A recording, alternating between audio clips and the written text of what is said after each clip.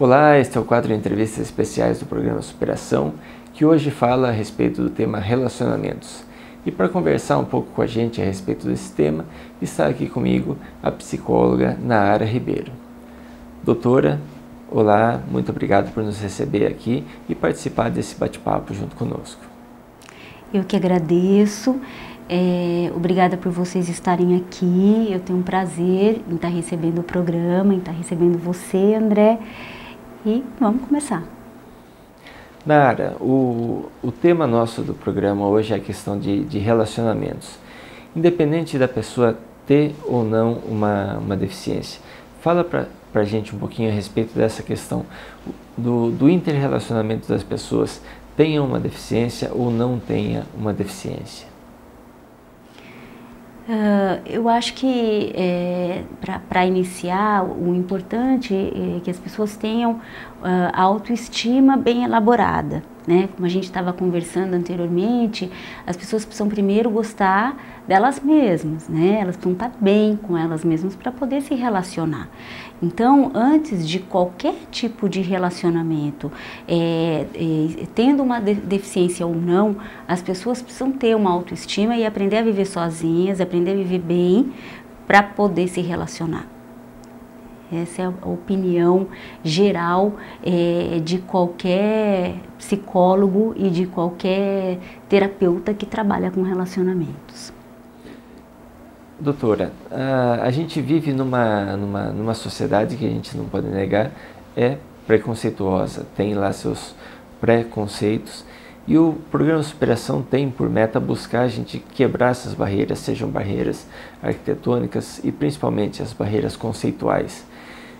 Nesse tema que é a questão de relacionamentos, existe muito a respeito disso, tanto por conta da parte das pessoas com deficiência, como da parte da sociedade para com essas pessoas. Fala para a gente um pouquinho a respeito dessa questão do preconceito. Tá. Eu acho que tem um ponto, André, que é bem importante nessa questão do preconceito, é que a nossa sociedade, ela trabalha muito em cima de um consumismo, de um corpo perfeito, de um ideal de imagem, né, de autoimagem, e dentro dessa questão da deficiência, muitas vezes a gente não tem como bater de frente, né? Agora, por outro lado, as pessoas que buscam essa questão da imagem, elas não trabalham o sentido do gostar do outro, do cuidar do outro, do se relacionar de forma plena. Então, muitas vezes, esses relacionamentos, eles se tornam muito superficiais. Então, a ideia é que as pessoas aprendam o que é um relacionamento humano e o que é um relacionamento a dois, o que é uma parceria, o que é uma relação de amizade, de cumplicidade, o que é uma relação afetiva, né? Então, às vezes a gente vê duas pessoas que são lindas, maravilhosas, com o corpo perfeito e que no dia a dia estão se anulando, estão se machucando, estão mentindo uma para outra, né? E na verdade, uma das coisas que a gente até estava colocando é que a pessoa que tem uma determinada deficiência, ela tem que elaborar alguns repertórios muito sutis e muito diferenciados que ajuda até num processo de sedução diferenciado.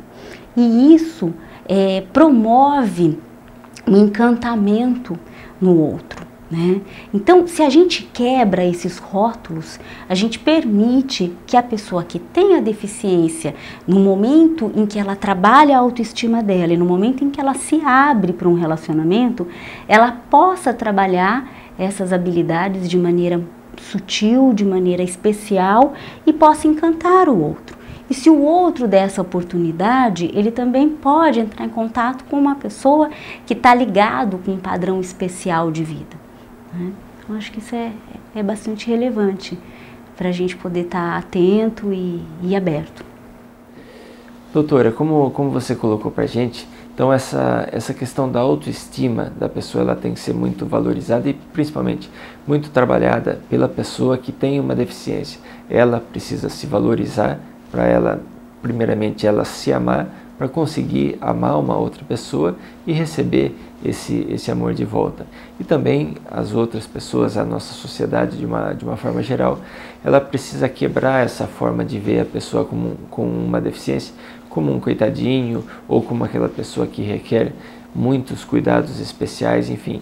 A gente precisa colocar essa pessoa como uma pessoa comum, que logicamente, assim como todos nós, tem algumas dificuldades, mas isso não impossibilita ela de trabalhar, não impossibilita ela de buscar os seus sonhos, muito menos de se relacionar afetivamente com uma outra pessoa. E dentro de uma situação de trauma, de crise, o primeiro impacto é a negação e o segundo é a revolta. Depois que passa a situação da negação e da revolta dentro de um padrão de deficiência, a gente vê um padrão de aceitação quando isso é trabalhado.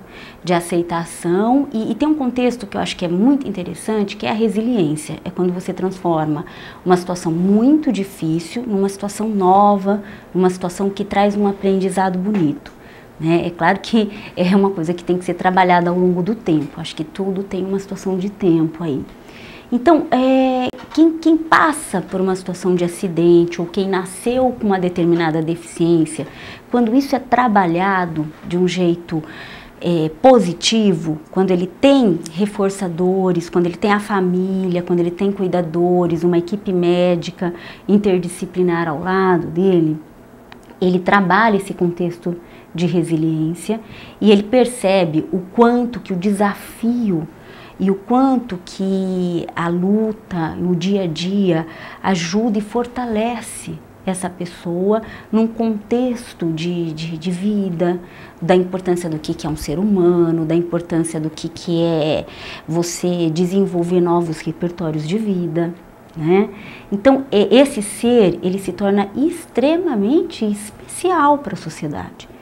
Então, quando ele consegue desenvolver essa vida de uma maneira diferenciada, né, é muito mais iluminada do que, de repente, um adolescente que tem tudo na mão, né, que tem uma super autoestima, mas que não tem nenhuma autoconfiança, mas que não sabe fazer nada, porque não sabe, ele tem a roupa bonita, ele tem a melhor academia, ele tem a melhor massa, melhor isso, melhor carro, mas ele não sabe conquistar uma menina.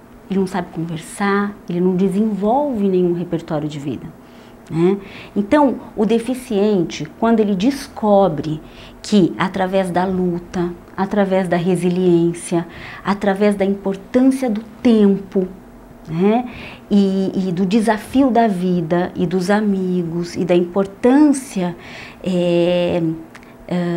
da vida mesmo como um todo, ele é capaz de ser uma pessoa iluminada e diferenciada na sociedade. E aí a autoestima dele fica elevada de um tanto que não tem para ninguém, né?